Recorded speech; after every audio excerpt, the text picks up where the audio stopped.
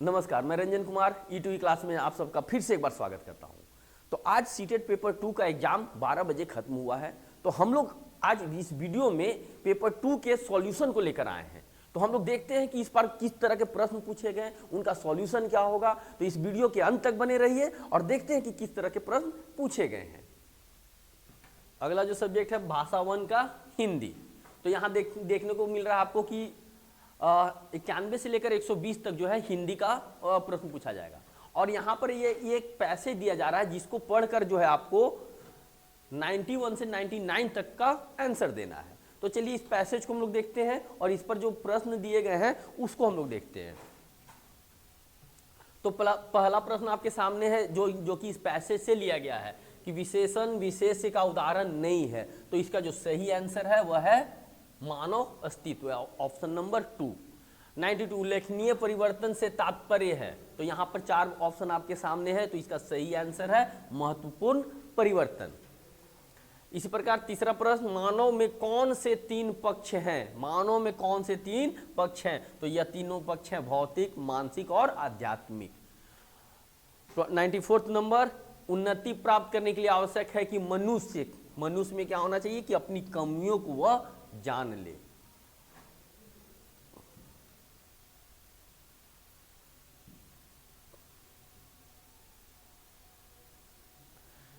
पंचानवे नंबर का प्रश्न, प्रगति प्राप्त करने का व्यवस्थित तरीका किसके पास नहीं था? तो यह था आदि मानवों के पास नहीं था। 96 गद्यांश के आधार पर कहा जा सकता है कि, गद्यांश जो आपको दिया गया है उसके आधार पर आप कह सकते हैं कि परिवर्तन मानव जीवन का सत्य है। पैसेज को पढ़कर आप आसानी से जो है प्रश्नों के उत्तर आप दे सकते हैं। 97 नंबर का जो क्वेश्चन है वहां पर पूछा जा रहा है कि मानव शब्द में किस प्रत्यय और उपसर्ग का प्रयोग संभव है? इसमें किस उपसर्ग और प्रत्यय दोनों का ही प्रयोग किया जा सकता है? तो यह जो है ऑप्शन नंबर 4 इसका सही आंसर है। 98 नंबर, कहा जा रहा है कि आदि मानव ने डैश क्षेत्र में प्रगति की परंतु डैश क्षेत्र में प्रगति नहीं कर सका। तो इस प्रश्न का जो सही उत्तर है यह है ऑप्शन नंबर 2, यानी कि आदि मानव ने भौतिक क्षेत्र में प्रगति की परंतु आध्यात्मिक क्षेत्र में प्रगति नहीं कर सका। इसके बाद 99, अध्यात्म शब्द में ईक प्रत्यय लगाने पर शब्द बनेगा। क्या शब्द बनेगा? तो यह बनेगा आध्यात्मिक। ऑप्शन नंबर 2 आपका इसका सही आंसर है। इसके बाद फिर एक पैसेज दिया गया है जिसके आधार पर जो है आपको फिर प्रश्नों के उत्तर देने हैं। तो यह जो कविता है इसके आधार पर आपको 100 नंबर से 105 नंबर तक के प्रश्न के उत्तर देने होंगे। तो इस कविता को आपने पढ़ लिया होगा। अब इस पर जो आधारित प्रश्न है उस पर हम लोग आते हैं। तो यहाँ 100 नंबर जो क्वेश्चन है वो इसमें पूछा जा रहा है कि समूह में भिन्न शब्द युग्म है। भिन्न मतलब अलग अलग। तो यह जो है वह है हार विहार। 101, जिसमें पूछा जा रहा है कि कविता में डैश पर सर्वाधिक बल दिया गया। तो इस कविता में किस चीज पर सर्वाधिक बल दिया गया है? तो इसमें दिया गया है बल सत्य पर। 102, कविता के अनुसार राही की विशेषता है। राही की क्या विशेषता है? तो राही की विशेषता है कि वह हर परिस्थिति में कार्यरत रहना चाहिए। 103 नंबर का जो क्वेश्चन है इसमें पूछा जा रहा है कविता के अनुसार किसी भी स्थिति में स्वाभिमान बना रहना चाहिए।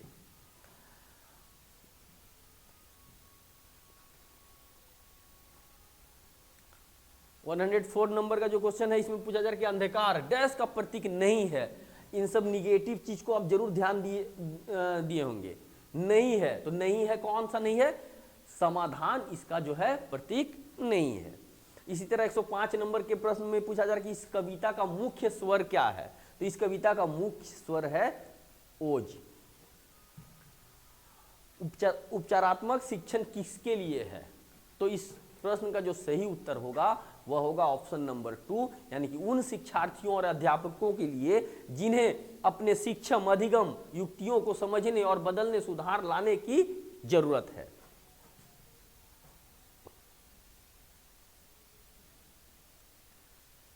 अगला प्रश्न 107 नंबर कि कक्षा 6 के शिक्षार्थी श्रेया अपने पिता के स्थानांतरण के कारण पंजाब के जालंधर से तमिलनाडु के मदुरई जाती है। वह मातृभाषा के कारण पंजाबी जानती है और विद्यालय में द्वितीय भाषा के रूप में अंग्रेजी भी जानती है। उसने अपने पड़ोसियों की मदद से तमिल बोलना और पढ़ना सीख लिया। इसके द्वारा जानी गई भाषाओं के संदर्भ में कौन सा कथन सही है? तो इस प्रश्न का उत्तर है ऑप्शन नंबर 4, पंजाबी और तमिल भाषा अर्जन है और अंग्रेजी भाषा अधिगम के अंतर्गत आएगी। अगला प्रश्न 108 नंबर की निम्नलिखित में से कौन सा विस्तृत पठन का उद्देश्य नहीं है? निगेटिव यहां है, नहीं है। तो इस प्रश्न का सही उत्तर है बहिर्वेशन यानी कि एक्स्ट्रापोलेशन के लिए पठन।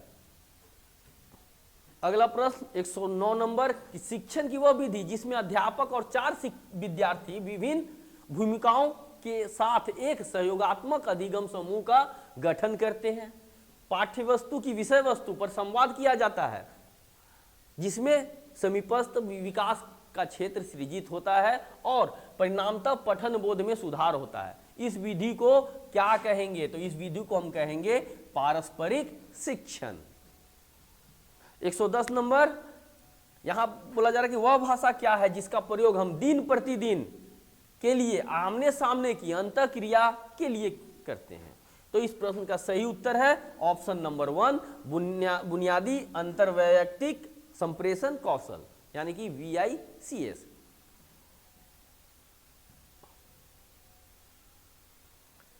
एक 111 नंबर का प्रश्न, एक शिक्षार्थी किसी विशिष्ट जानकारी प्राप्त करने के लिए समाचार पत्र से समाचार पढ़ती है। इस पठन को क्या कहेंगे? तो इस पठन को हम कहेंगे बारीकी से पठन।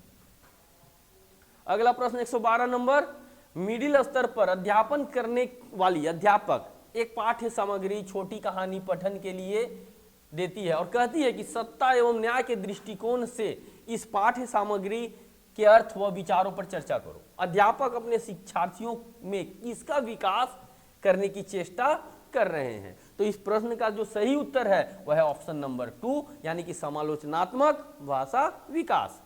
अगला प्रश्न है 113 नंबर, यहां पूछा जा रहा है व्याकरण के शिक्षण अधिगम में प्रक्रियात्मक ज्ञान क्या है? तो इसमें जो प्रक्रियात्मक ज्ञान है वह है व्याकरणिक तत्वों के नियमों को जानना। अगला प्रश्न 114 नंबर, त्रिभाषा सूत्र के बारे में कौन सा कथन सही है?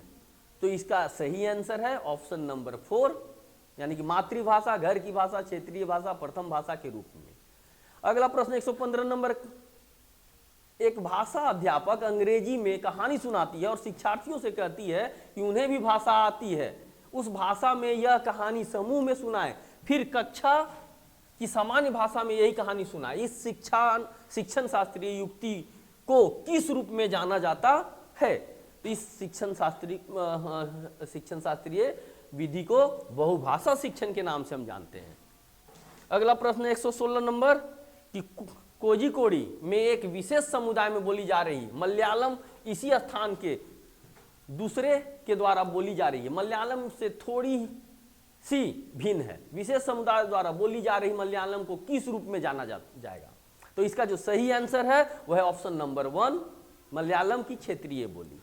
अगला प्रश्न 117 नंबर, अंतर्भाषिक पहचान क्या है? तो इस प्रश्न का सही उत्तर है शिक्षार्थी की यह समझ कि विभिन्न भाषाओं के का अधिगम विभिन्न योग्यताओं का आधार या सम आश्वासन है।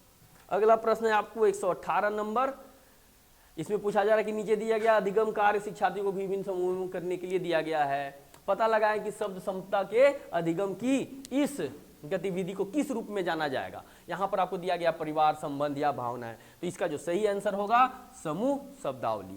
अगला प्रश्न आपके सामने है 119, कक्षा 7 की अध्यापिका जोड़ियों में कार्य करवाने वाली गतिविधि करवा रही है जिसमें सभी जोड़ियों को 10 वाक्यों की कहानी पर काम करने के लिए देती है। पहली जोड़ीदार पहला वाक्य पढ़ती है, दूसरी जोड़ीदार उस वाक्य को लिखती है। अब दूसरी जोड़ीदार वाक्य पढ़ती है और पहली जोड़ीदार उस दूसरे वाक्य को लिखती है। इस तरह से दोनों जोड़ीदार कहानी पूरी करते हैं। बाद में वे मूल कहानी से अपने लिखे हुए की तुलना करते हैं।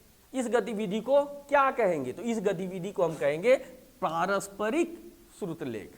इसी क्रम में इस हिंदी पेपर का अंतिम प्रश्न 120वां नंबर कि निम्नलिखित में से कौन सा संकेत भाषा के बारे में सही नहीं है। तो सही नहीं है, ये इसका सही आंसर है। संकेत भाषा की व्याकरण नहीं होती है।